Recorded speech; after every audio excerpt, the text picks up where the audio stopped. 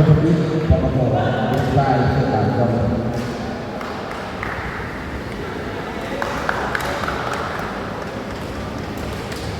เอา8 เทมเอา8 เทมพกสพกสพบกับหลวงพระบางไฟเสื้อขาว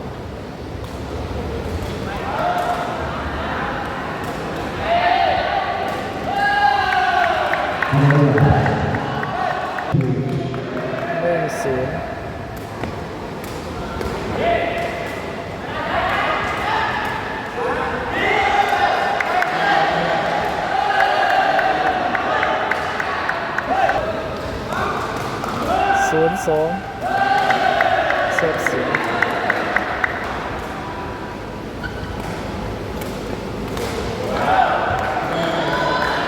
ก็ออก1-34-16-1เจ้าอี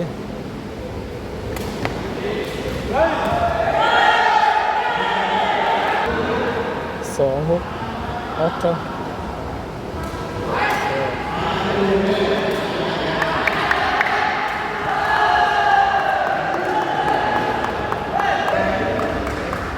7-23-7เบส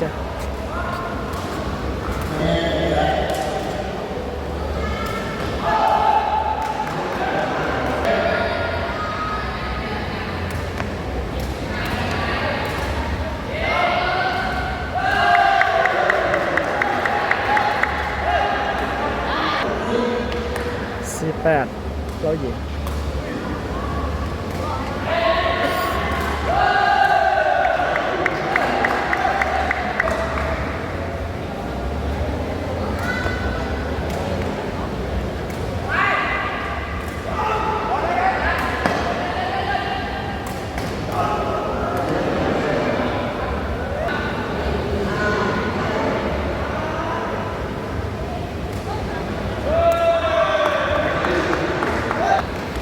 10-512-9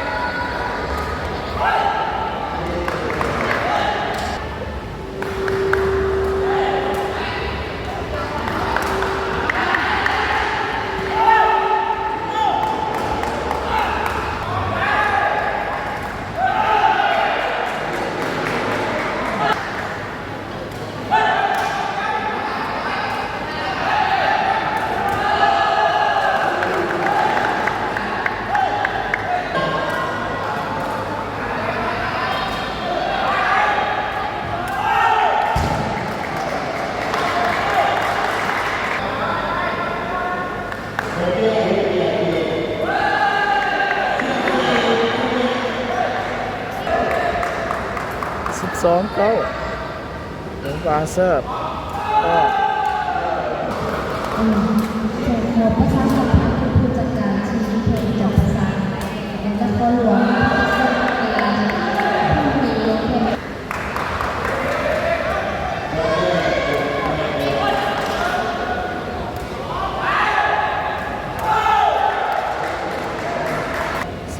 11-13ก็อีกกับไป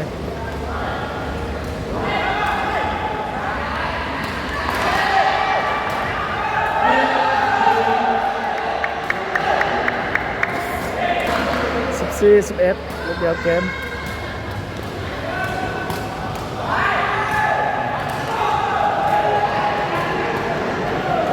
ต้องการว่าเทคแขนอ่ะ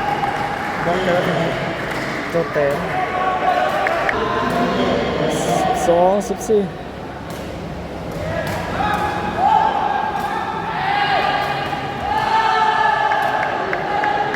ไปหลวงพระบางชนะเซตที่1ไปเพราะมันฮอบ8ทีมเซต2เซตออกนะ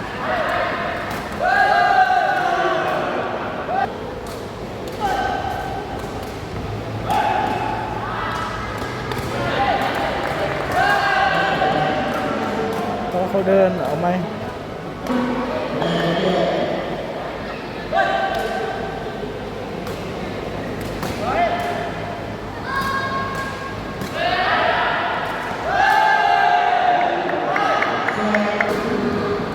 2-0 0-3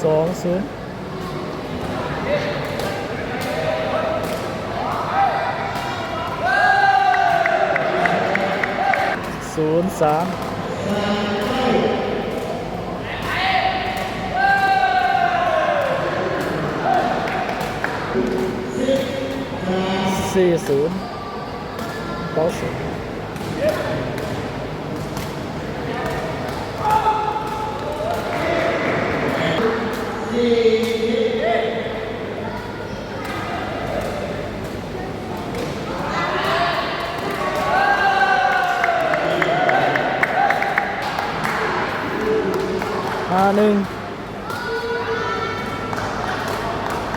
สุดออกผมจะสอบเปลี่ยนตัวนะเอาเบอร์10ออกเบอร์12เข้า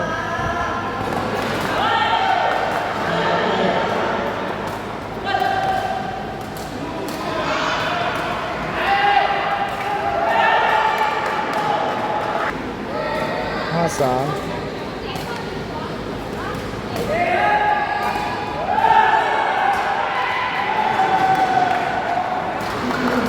สุดออกคะแนน6จบใจหลัง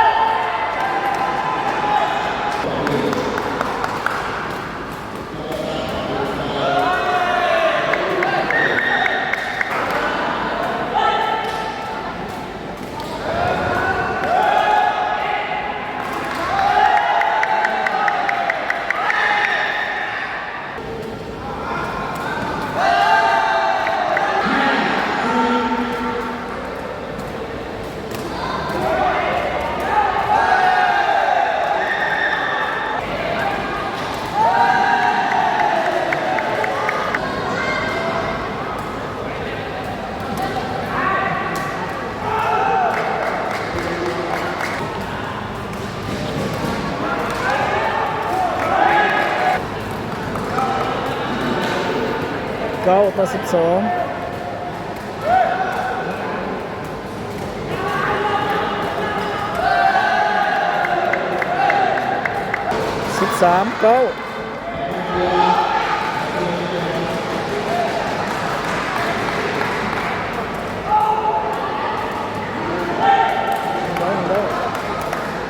เสียนะ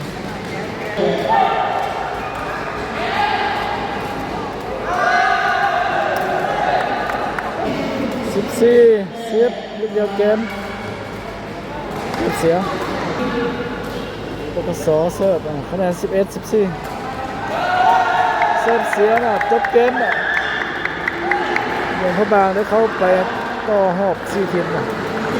ถือว่าชนะ2เซตรวด